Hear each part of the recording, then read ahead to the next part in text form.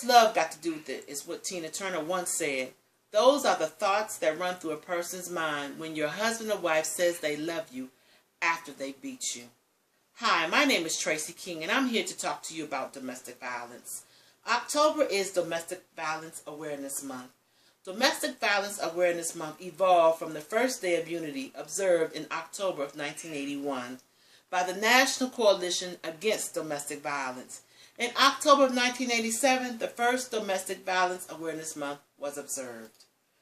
We're going to talk about three things about domestic violence. We're going to talk about what it is, we're going to talk about the impact, and we're going to talk about prevention.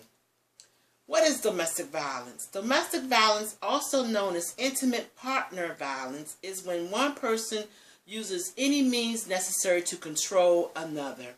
There are four types of domestic violence. There's sexual, there's physical, there's threats, and there's emotional. Physical is inflicting bodily harm against someone to cause injury.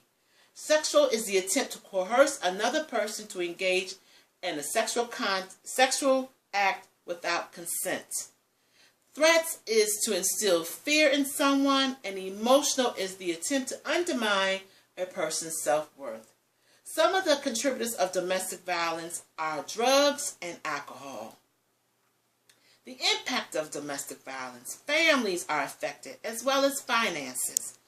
57% of homelessness is due to domestic violence, and children of domestic violence are at risk for emotional problems. They're at a higher risk of emotional problems, and they are more likely to engage in substance abuse.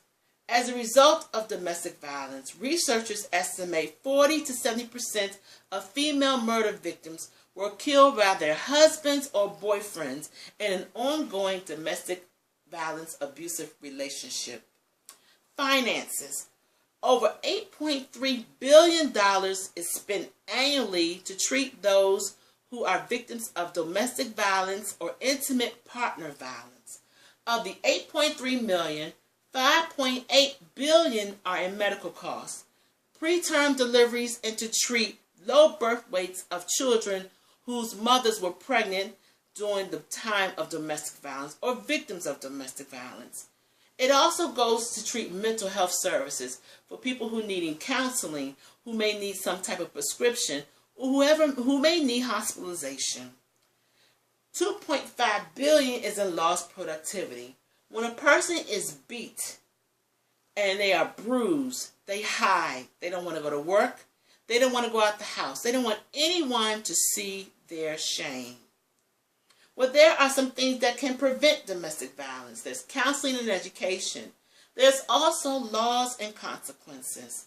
Counseling and education, there's relationship and coping skills that help you, teach you techniques to deal with your emotions, to use other means when you're stressed, to control your level of emotions. There's also support groups.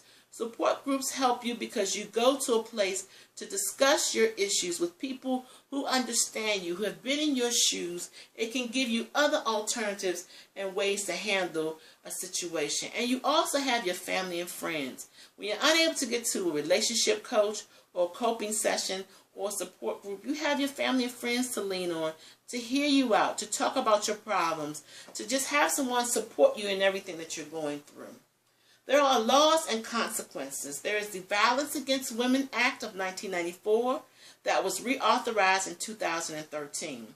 There's mandatory reporting in 23 states. The law states that if you are a physician, if you are a nurse, if you are a therapist, or someone in the medical profession, that you must report any injuries that are in connection with domestic violence to the proper authorities. There are protective orders that also protect people against their abuser in domestic violence situations.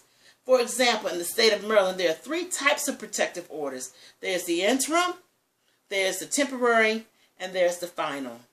The interim order lasts until the judge is able to schedule a temporary hearing. And a temporary hearing order is in effect for at least 7 days, and it allows the judge as well to schedule a hearing for a final protective order. A final protective order generally lasts 1 year, but can last up to 6 months, can be extended for an additional 6 months. or it can be, or otherwise is stated. And finally, there's jail time. There's a range of probation to actual incarceration, depending on the state in which you live. So in my conclusion, I like to say this: true love doesn't hurt. So don't let anyone love you to death. If you know someone who may be a victim of domestic violence, please contact the National Domestic Violence Hotline at 1-800-799-7233 or contact your local law enforcement authority. Thank you.